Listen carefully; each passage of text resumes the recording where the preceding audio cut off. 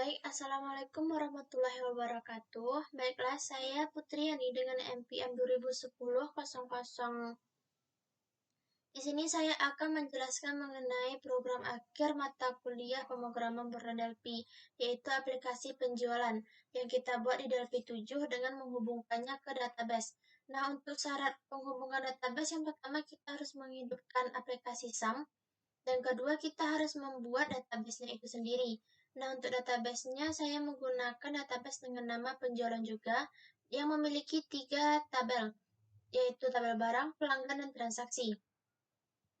Nah, untuk jenis menu yang kita pakai, kita bisa lihat di menu-menu yang terdapat di halaman utama kita, yaitu ada data barang, data pelanggan, data transaksi, hingga informasi dan keluar. Nah, setiap menu ini akan pergi ke form-form baru, seperti untuk data barang kita akan pergi ke form data barang. Nah, untuk memunculkan form-form tersebut, kita memiliki satu sintak saja, yaitu bisa kita lihat. Nah, ini sintak yang kita pakai, yaitu form barang show. Ini berfungsi apabila kita mengklik menu data barang, maka kita akan pergi ke form barang nantinya. Ini juga berlaku untuk ke semua menu yang ada di sini ya. Selanjutnya kita akan melihat beberapa form yang digunakan pada aplikasi ini. Yang pertama data barang, ada data transaksi, dan juga ada data penjualan.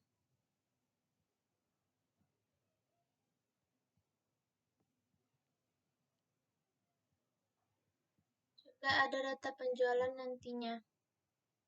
Ada data pelanggan. Juga ada data pelanggan. Nah, untuk bentuk atau jenis formnya hampir sama semuanya, mulai dari penggunaan koneksinya, tabel, button. Yang membedakan hanyalah kolom yang kita pakai. Kolom yang kita pakai ini kita sesuaikan dengan kebutuhan dari form tersebut. Nah, saya akan menjelaskan salah satu dari formnya saja karena form ini memiliki kesamaan ketiganya. Nah, pertama, saya akan menjelaskan mengenai koneksi database yang terlebih dahulu. Pertama, kita menggunakan Ado Connection. Ado Connection ini berfungsi untuk penghubungan database antara database di PHP tadi dengan program Delphi kita, yaitu dengan connection stream-nya. Nah, setelah itu kita menggunakan dua ADO query. Nah, kenapa dua ADO query? Pertama, kita memiliki ADO query yang utama yang kita buat dengan nama query pelanggan. Pelanggan ini kita sesuaikan namanya sesuai formnya ya. Selanjutnya ada query custom. Nah, query custom ini berfungsi untuk pengubahan atau penghapusan data yang telah kita inputkan nantinya. Maka query custom ini berfungsi untuk perubahan yang terjadi terhadap database kita. Nah, untuk query pelanggan, kita memasukkan SQL. SQL ini terhubung terhadap tabel apa yang kita panggil nantinya. Nah, karena kita sekarang berada di data pelanggan, maka tabel yang akan kita panggil adalah tabel pelanggan dengan sintaks select from pelanggan. Nah, setelah itu kita tinggal mengaktifkan aktifnya menjadi true, maka data pelanggan akan nanti masuk ke dalam tabel ini. Nah, untuk data source selanjutnya, kita datasetnya data pelanggan. Nah, di sini data yang kita setkannya query pelanggan, bukan query custom. Ini membedakan, ini menjadi alasan bagaimana kenapa kita harus membedakan namanya. Nah, untuk query custom, kita tidak perlu membuat SQL-nya, karena SQL-nya sudah kita inputkan tadi di query pelanggan tadi. Nah, selanjutnya kita akan membahas mengenai button. Ketiga button ini, untuk button simpan ubah memiliki kesamaan fungsi, di mana mereka berfungsi terhadap keempat kolom ini dengan sintaknya sebagai berikut ya. Mereka berfungsi untuk ke semua kolom yang ada seperti ini. Nah, jika Misalkan kita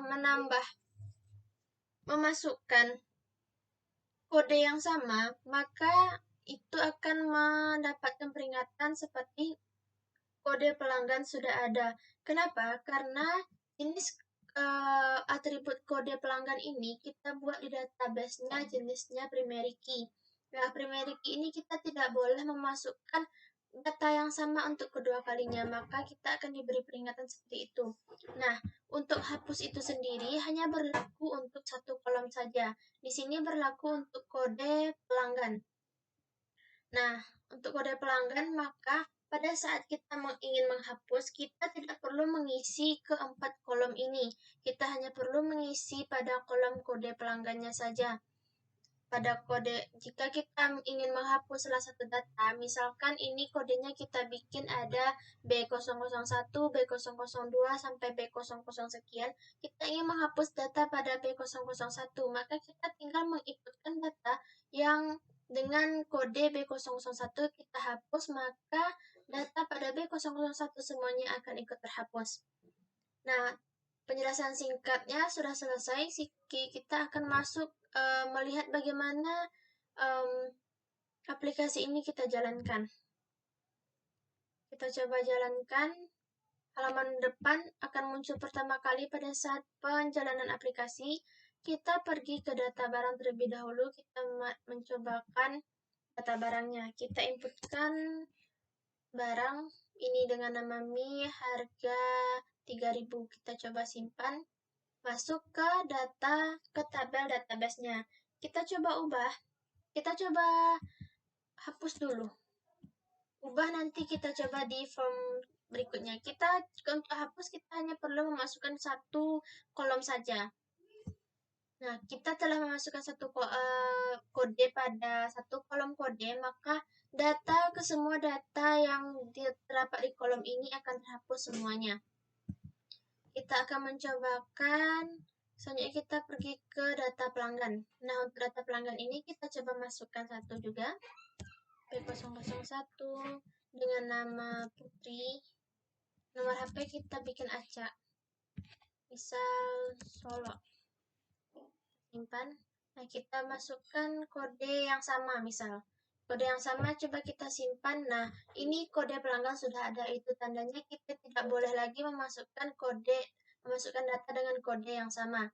Coba kita bikin P002. Kita simpan, data Putri ini tersimpan untuk kedua kalinya, tetapi dengan kode pelanggan yang berbeda. Kita coba ubah kali ini dengan namanya Yani. Kita ubah, namanya otomatis akan terubah pada tabel database. Selanjutnya kita akan pergi ke data transaksi. Data transaksi kita coba inputkan dulu. P1, B001. Yang beli kita masukkan random saja. Kita simpan. Nah, kita coba ubah di sini. Nah, untuk pengubahannya kita hanya perlu satu pengisian kolom saja, ini yaitu di sini pada kode transaksi. Kita coba hapus.